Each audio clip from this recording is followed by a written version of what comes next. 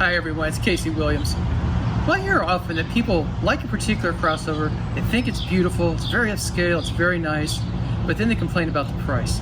And that really is the truth of a lot of the luxury crossovers. The prices just seem like they're just really out of reach for the average person. Well, there is a crossover that I think is beautiful, handles well, has a very nice interior, is comfortable, everything you ever want in a little crossover, and it also has a reasonable price. And it's the vehicle we have for you today. It's the 2020 Mazda CX-30. Let's go have a look at it. The CX-30 is a new crossover in the Mazda lineup. Fits between the really small CX-3 and the more mid-sized CX-5. And it's based on the Mazda 3 platform. I love the styling of it. I think Mazda has some of the most talented designers in the business. They can make vehicles absolutely beautiful, the design just flows, and just really precise and intricate. I really like it a lot. It starts with the front, the trademark grille, nice elegant use of the chrome here, LED headlamps. And I just love the way the hood in the front kind of folds over the front. Very nice. This crease in the hood, beautiful as well. And the way they just sculpt the fenders, it's just right on. I mean, this is not a big car. If you didn't design it right, you know, it could look kind of fat, could look a little too tall and slab-sided, but they've got it just absolutely right. I love the soul red metallic paint. I think just an absolutely beautiful color pops right off of it. They've done some clever things with the wheel wells. It's black again, just kind of breaks up the sides, the cladding down below, 18-inch alloy wheels. And I think this angle from the back is one of the most beautiful. You know, the Mazda 3 hatchback already looked really nice. And this is in a lot of ways just kind of a larger version of that. Like the tail lamps. This looks very Italian the way it fits in. Power hatch.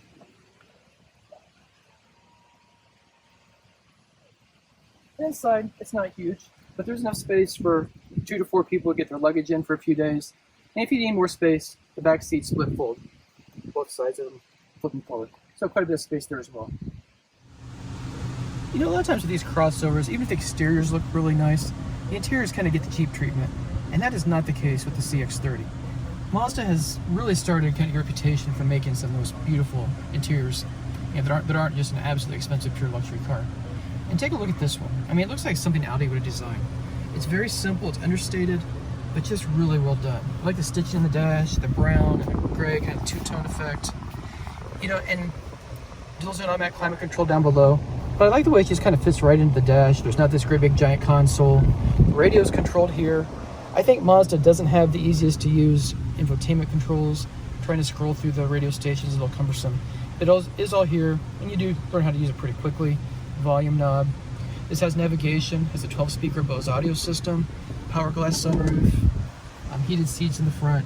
I think all just everything you would need. I think this looks beautiful. I just like the way that the screen fits into the dash. You know, the seats just kind of wrap around you, but they're still comfortable. Drive this car 1,000 miles and be very pleasantly surprised in it. Stitching here on the console. Again, just really gives the appearance of a really expensive luxury car.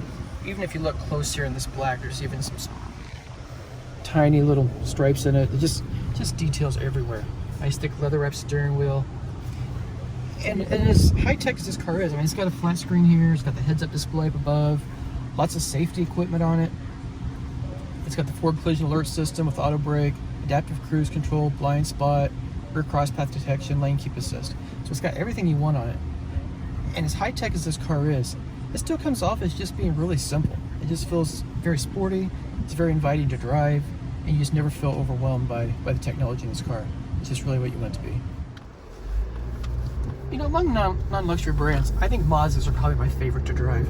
They just really get a good balance of a comfortable ride and really sharp handling. Suspension's stiff, it's firm, you can go through the corners, you really enjoy driving it, but it never feels harsh. And they just do a great job of just sorting out the chassis. You go over rough bumps, rough pavement, and it just goes boom, boom, boom, boom, boom, right over the top of it. And it's not a problem. But again, it's just still, you know, very tight, very precise, and I like that a lot. So let's talk about the engine. Again, there's no turbo, it's not overwhelming. You've got 2.5-liter 4-cylinder, generates 186 horsepower. But in a vehicle this size, this does have all-wheel drive, so you're getting the power to the ground adequately. But in a vehicle this size, that's plenty of power. I mean, it's a compact crossover based on a compact car. So there's really not a problem there. And the plus side of this is fuel economy. 25 miles per gallon in the city, 32 miles per gallon on the highway. And this is with all-wheel drive too. So very nice. Got 6-speed automatic transmission. There is a sport mode that kind of sharpens the throttle response just a little bit in the car. Makes it a little more fun to drive. But overall, you know, it's just a really pleasant car. It's a car you can drive every single day. It's a small footprint, easy to get into the parking garage. But when you get on the highway, and I did that this weekend for a couple hours on the interstate, running, you know, above the speed limit, it's really an enjoyable car to drive that way as well.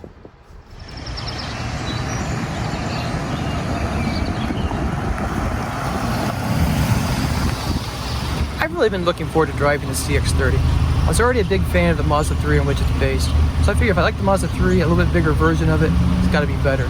And most of that's true. I think it's a car that, you know, people who appreciate art, appreciate great design can like this. Driving enthusiasts would really like it, and your grandmother can drive to the store and she'd be just as happy in it. So I think it's just done a great job. Plenty of power for a vehicle this size, fuel economy is great, interior's beautiful, exterior's exquisite. Fantastic job. So let's talk about price.